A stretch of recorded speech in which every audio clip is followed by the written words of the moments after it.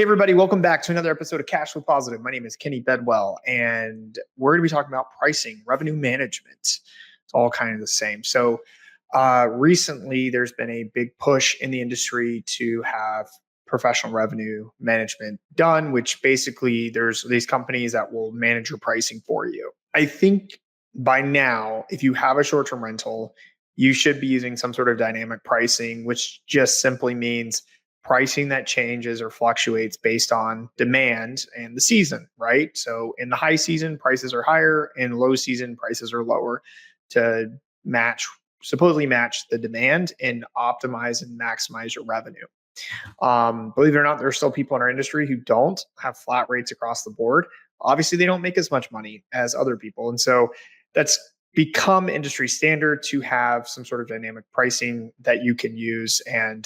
But with the pricing, it's something that you have to monitor. It's like a child, you have to watch it. You can't just leave a child and let them and expect great results from it. The best way I put it is there's some really good software out there that we use, like PriceLabs or Wheelhouse or Beyond Pricing that people use for dynamic pricing. But it isn't a set it and forget it. And that's one lesson that I think a lot of hosts have been learning in the last 2 years with competition increasing and really going after their pricing and tweaking their pricing on at least twice a week. So, and that's what I do. Now, there's all these companies that have come in and manage your pricing at relatively inexpensive rates, about $200 a listing per month.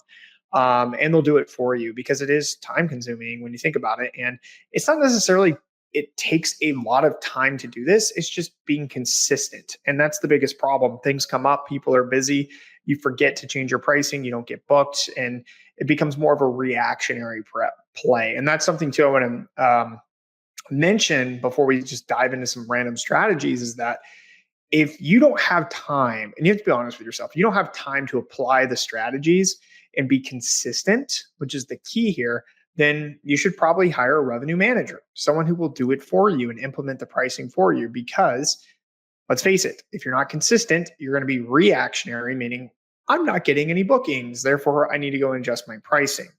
Whereas we know that if you're proactive, not reactive, meaning you price your property right to begin with, you'll get the bookings and you're never hurting at the end of the day or the end of the year when you're looking over your P&L. And so I think this is a hard one, even for myself, like trying to be proactive rather than reactive.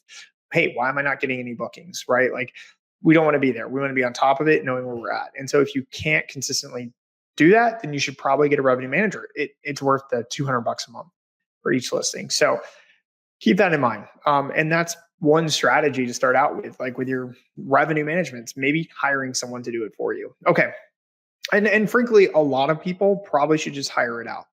There's different revenue managers. I usually recommend interviewing and asking if they cover any properties in your particular market. If they do, then they're going to have a good idea of how to price your property and price it pretty well. If they don't, there's going to be a learning curve for anyone. Finally, I want to mention on this note, it's not a magic. They can't just wave a magic wand and boom, you all of a sudden start making money. If your property sucks as a listing, then it's not going to get booked, right? So you need to make sure that you're not relying on the revenue manager simply to make you more money or make you cash flow positive, but more so using the revenue manager to be consistent with managing your pricing. That's their main role and responsibility. Okay, so let's dive into the pricing strategies so that you can maximize your revenue. So the first strategy I personally like to employ, and when I'm first off, let's back up a little bit. When it comes to getting bookings and maximizing returns, we need to understand that the pricing strategy of just drop your prices is not an actual strategy. Okay, it's kind of a desperate Hail Mary, right? It means that you were overpriced to begin with, and you had to lower them because you're not getting booked. Now, there might be other reasons why you're not getting booked: bad reviews, bad pictures, bad listing optimization. So obviously adjust that. But we want to think of like getting booked in the algorithm, being ranked high and all this stuff like a machine that has levers, meaning you can pull certain levers that will change where you rank and how you perform for your listing. So what I mean by this is that pricing is considered a lever, and there's like maybe multiple buttons under that you can push, but there's other levers you need to think about as well. One of those levers is minimum night stay. So most of us listening to this are not in markets where there's 7 night minimums, meaning those are usually beach markets in the summertime where it's like Saturday to Saturday. Unfortunately, in those types of markets, um, a lot of people have been doing that, and now it's been changing and shifting to 3 or 4 night minimums to adjust if you're trying to go on vacation, and for people who don't want to stay a full week or don't want to stay Saturday to Saturday. So changing your minimum night, I know that's an extreme example and most of us aren't, but changing your minimum night stay can attract guests who maybe weren't thinking about staying for 3 or 4 nights. So for example, in fact, all of my properties, the big ones, we always put a 3 night minimum stay, like in the future, into perpetuity. And then as we get closer and closer, when I say closer and closer, maybe a month or two out, and depending on the size of the property, right? The bigger the ones, it's a little bit like further, right? So I'll say like 2 months or 3 months out instead of a month out. But we will drop the minimum night stay before we drop the pricing. So we'll say, you know what? We'll drop it to 2 night minimums. And the reason why is because we're opening up the pool of potential bookers or, demand, opening that up to be a little bit larger, because we're like, well, before we just drop our pricing, is there anybody else? We're just not accommodating based on the nightly rate, not nightly rate, but the minimum night stay. And so we do that, and that also helps get us booked at the rates we want to get booked and just get booked total. Now, I will caution you against doing this in high season, because let's say, for example, I'm dealing with this right now. Somebody's like, oh, I want to book your place over, Memorial Day, and they want to do a 2 night minimum. And I'm like, man, Monday's a holiday, so I should really probably have a Friday night, Saturday night, and maybe a Sunday night booked, 3 night minimum. So I'm not going to change that. And if I give them the 2 nights, then I just kind of lost a night of revenue. So be careful about just blanketing the minimum night stay across the board. Be very skillful and strategic when you do this. 2 night minimums are really, really good for weekdays. Okay. Weekends should get booked, and always try to start with the 3 to 4 night minimum, depending on your market and depending on the season. Please, this is dependent, right? But minimum night stay is just one of those like levers you can pull to help you, before you get into even pricing. It's a strategy that allows you to open up and become more attractive to potential bookers. Before you just go and lower your prices, right? I would rather have somebody for 2 nights at a higher premium than 3 nights at the same price, but that average daily rate's much lower.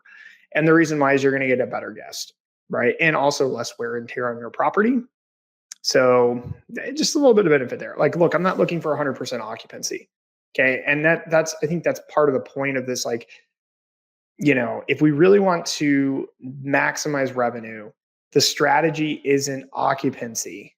Okay. It's how do we get the best ADR and the right occupancy to get the best yearly revenue. Okay. So I'm targeting revenue, not occupancy, and not just ADR. Now so let's talk about that for a brief moment, because another issue I see is people focusing on the ADR, what the target ADR is on a monthly basis. And I think it's only part of the equation. We have occupancy and we have ADR. And so a lot of times I'll see people say like, oh, well, my ADR is tracking in the 25th percentile. Like, that's so low, blah, blah, blah. But the 25th percentile, but what's your occupancy? Is your occupancy what the 25th percentile is? Probably not. It's going to be much higher. And so your overall revenue, even though your ADR is in 25th percentile, your occupancy could be in the 95th percentile. And then you average the two together, and maybe now you're in the 70, whatever the average ends up being with that occupancy rate. But now maybe in revenue performance, you're now in the 75th percentile. right? And that's much better than 50th or 25th. So it's not about ADR and the ADR percentile or occupancy percentile. It's those two combined together. Okay, so let's talk about a few pricing strategies. Number one, the best one that I can give you and the best advice that most people should follow is uh, I call it the chip. I need to come up with better names for stuff. I think by now you guys know I'm terrible at naming things. And so whatever, just bear with me as I call something the chip analogy, okay? Potato chips. It's called the potato chip analogy. So imagine you are a brand of potato chips, okay? You're not the cheap brand and you're probably not the most expensive brand, okay? We'll say you're in the middle. Maybe you're Lay's, okay? So cheap brand would be great value. I mean, you might argue Lay's is cheap, but just for this example, bear with me, right? Maybe you're like the sea salt baked chips, whatever those are, but you're not the cheapest, you're not great value or no name brand, and you're not, I don't know what the most expensive brand of chips is, but you're not that brand, right? You're in the middle. I consider Lay's. It's a brand name. Everybody knows Lay's. And it's good. Most people like Lay's. Okay. Now, is it the best of? No, it's not, but bear with me on this. Compare that to your property. Okay. In your market, most of us, we're not the best of the best. Okay. We're probably, decent quality, probably one of the better ones. But there's always that one property that's like, some multi-million-dollar mega mansion that's an Airbnb. Yeah, we're not that. Like, let's be real. Okay. So first off, you need to understand where you fall in kind of the quality level of your listing compared to other listings. Now, am I saying that because the quality of your property, some of you might have qualities much lower than other properties? Does that mean that you need to go and change the quality of your property? No, maybe. Probably not. I'm not saying that in this example, but what I'm saying is that you need to understand where you fall and identify where you compare yourself to your competitors. And you have to be truthful. You can't say, well, I offer really cool board games in my property and the other properties don't. Like, come on, does that really impact revenue that much? Probably not.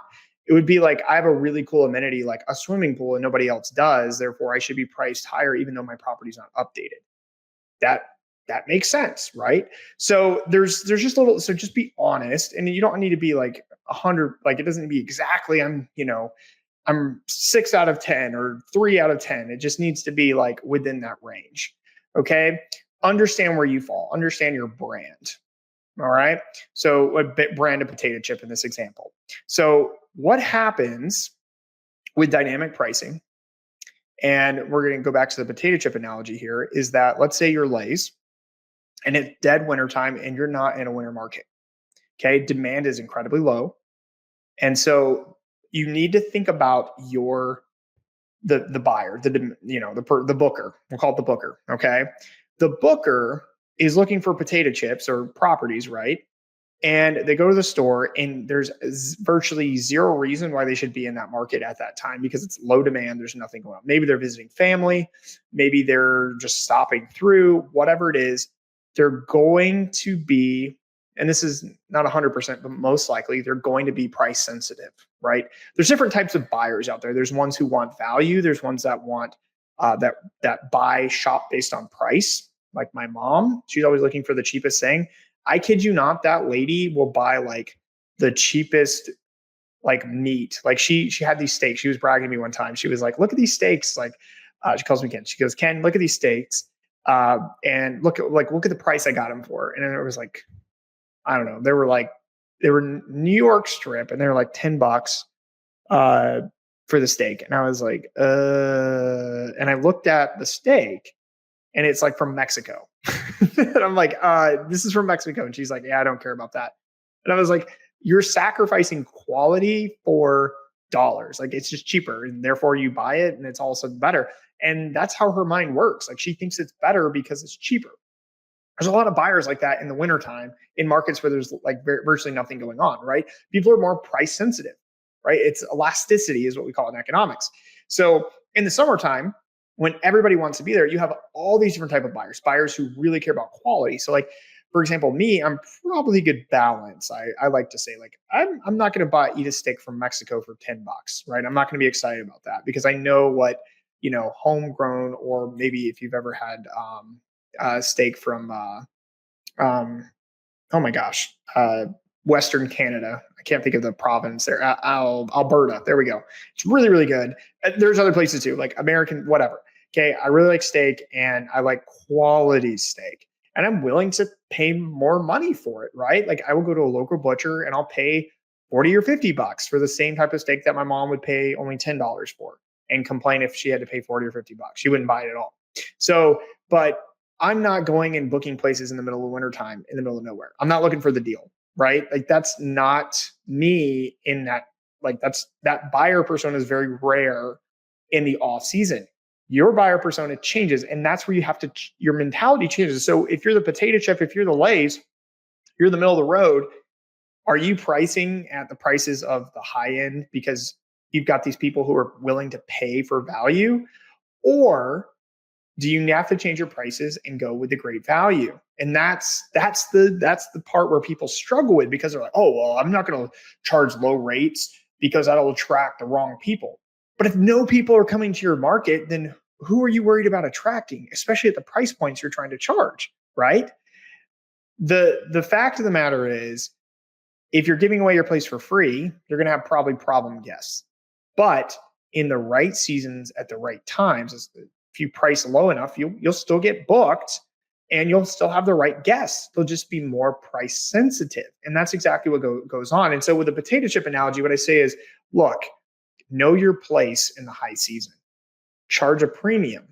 Okay. And then as it gets closer to the dates and maybe those desirable dates aren't booked yet, you start to adjust your pricing down. But in the off season, understand that not everybody's looking for Lays. Not everyone's wanting to pay for the most expensive chip out there. If you are the most, nicest property on the block, not everybody's looking to pay for the nicest property on the block because it's the middle of wintertime and it's just a cool property. Unless it's some unique experience that you're offering, which you probably aren't, let's be honest, then you need to price lower. You need to be aggressive on that. You need to compete. And so like for me, I've got a lot of, there's a lot of great value chips around me. And so in some of my markets, but in the wintertime, I'm like maybe 5 or 10% higher than them, right? Where you're like, that person's like, man, this guy's got a hot tub and a movie theater room. And you know what? I'd be willing to pay, an extra $100 or $200 more for that. Like that's where you want to be, right? Whereas like, if you're just like, oh, I'm $500, $1,000 more in the wintertime and I have all these really cool amenities, people are like, I'm just looking for a place to rest my head, So that you just got to understand your seasonality. You got to understand how far out they're looking to book, price sensitivity, and price accordingly. Understand where you fall, what type of potato chip you are, okay? And you need to be honest about your property, right? You need to be honest and say, look, I'm probably not the nicest one here, and that's okay. I'm not going to over leverage myself. Now, there might be and this is something too, this happens a lot too, where there are really, really nice properties and they don't price accordingly. They might price too low, which is typically what happens. And they will get booked up first because they're more desirable, right? The brand name is running a sale, that's cheaper than great value. That's okay, but you have to understand that. You can't just make assumptions because you put all this work and effort into your short-term rental. And I think that's one of the biggest problems. People have this emotional stigma about their properties because of the sweat and tears and maybe blood they put into the property. And I understand that 100%. But at the end of the day, it's a business. You got to be strategic. You got to be aggressive. You got to be proactive, not reactive. If you found this helpful, be sure to obviously share this with a friend. Love a review as well. But I'm telling you, if you do this strategy, pricing will not be a problem for you. So you should find this helpful. Okay. So I am bringing on in the next episode, I am bringing on a revenue manager who is going to give us more in-depth pricing strategies. What's really interesting though in this interview I do with the revenue manager is he actually talks about And I think it's a really cool interview because he talks about the specific data points we should be tracking. Okay. And I've alluded a little bit to that. I'm not going to spoil, I didn't want to spoil everything in this episode. I wanted to give you my strategies, but you're going to want to listen to this and you're going to start tracking these data points because these are the difference makers that tell you how you're truly performing and if you're on track to do what you think you're going to do. So I hope you enjoyed this episode and I look forward to seeing you in the part 2 episode of this cash flow positive series.